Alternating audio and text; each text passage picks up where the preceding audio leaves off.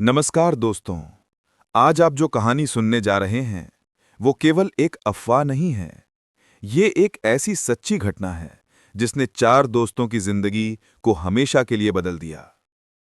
उत्तर भारत के एक छोटे गांव में दशहरे की रात कुछ ऐसा हुआ जिसे आज भी गांव के लोग नजरें चुरा कर याद करते हैं।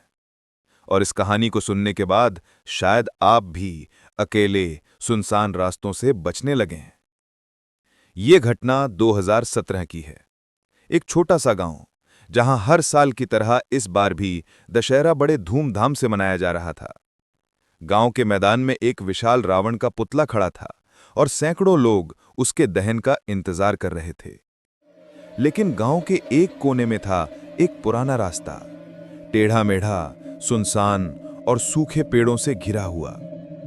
बुजुर्गों की माने तो दशहरे की रात इस रास्ते पर अजीब घटनाएं होती हैं। हवा अचानक ठंडी पड़ जाती है, परछाइयां दिखाई देती हैं और कई बार लोग बीमार पड़ जाते हैं। बच्चों को वहां जाने की सख्त मनाही थी और गांव के ज्यादातर लोग इन कहानियों पर यकीन करते थे। लेकिन जैसे हर कहानी को कोई न कोई झूठ समझता है, वैसे ही कुछ लोग थे जो इन बातों को मजाक मानते थे। उस रात गांव के 4 युवक अमित, विशाल, सूरज और नवीन मेले में जा रहे थे। मुख्य रास्ते पर भारी भीड़ देखकर अमित ने सुझाव दिया कि वे उस पुराने रास्ते से चलते हैं जो छोटा था और सीधा मैदान तक जाता था। विशाल थोड़ा हिचका, बोला, मां ने कहा था उस रास्ते पर मत जाना, वो अच्छा नहीं है। लेकिन बाकी तीनों हंस पड़े। डरपोक मत बनो, वो सब पुरानी अफवाहें हैं, अब हम बच्चे नहीं हैं। सूरज ने मुस्कुराते हुए कहा, चलो आज उस रास्ते को सच में आजमा लेते हैं, देखते हैं क्या भूत सामने आता है। और फिर चारों उस रास्ते पर चल पड़े, बिना ये जाने कि उनका मजाक उस रात का सबसे बड़ा पछतावा बनने वाला था। जैसे ही उन्होंने उस रास्ते में कदम रखा, चारों ओर का माहौल अचानक बदल गया। हवा की नमी बढ़ गई, पेड़ों की टहनियां बिना हवा के भी हिलने लगीं। और अजीब बात यह थी कि पक्षियों की आवाजें भी एकदम बंद हो गई थीं। धीरे धीरे सन्नाटा इतना गहरा हो गया कि सिर्फ उनके कदमों की आवाजें सुनाई दे रही थीं। तभी नवीन अचानक रुक गया। तुम लोगों ने सुना, किसी ने मेरा नाम लिया क्या? सबने ध्यान लगाया और तभी कानों में एक फुसफुसाहट सुनाई दी, सूरज, अमित। जैसे किसी ने बहुत धीमे ठंडी हवा में उनका नाम लिया हो। सबने एक दूसरे की तरफ देखा। अब हंसी गायब थी, डर धीरे धीरे उनके चेहरे पर उतरने लगा था। कुछ कदम आगे बढ़े थे कि उन्होंने देखा, रास्ते के ठीक बीचों बीच एक लंबी छाया खड़ी है। वो छाया इंसान जैसी दिख रही थी, पर कुछ अलग था।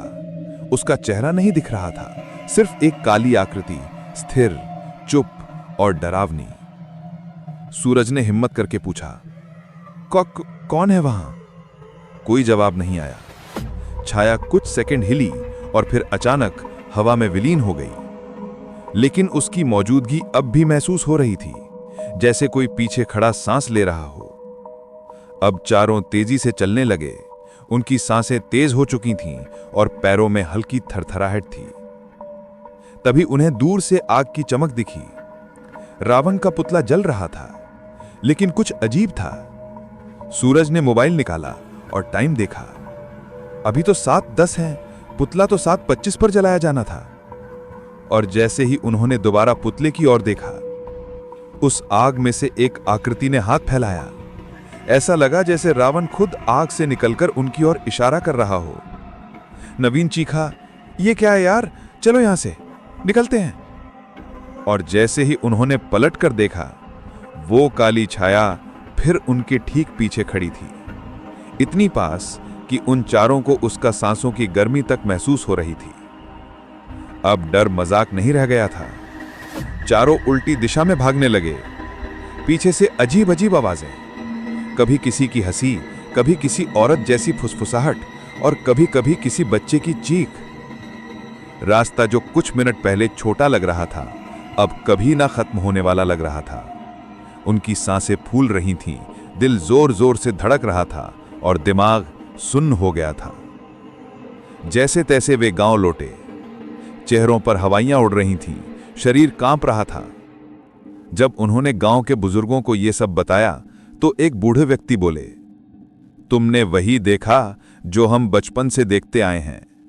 दशहरे की रात उस रास्ते पर जो आत्मा घूमती है वो जलाए हुए रावण की नहीं, एक अधूरी चिता की है।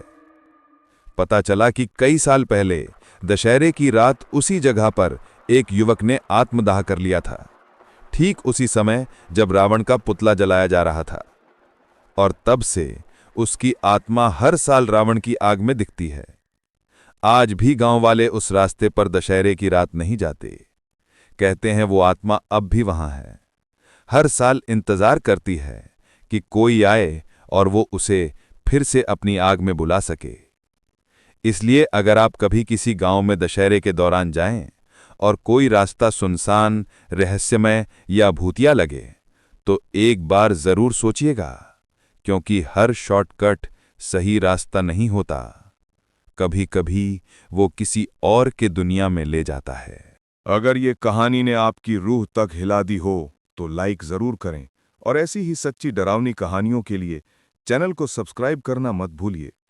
अगली कहानी और भी ज्यादा खौफनाक होने वाली है।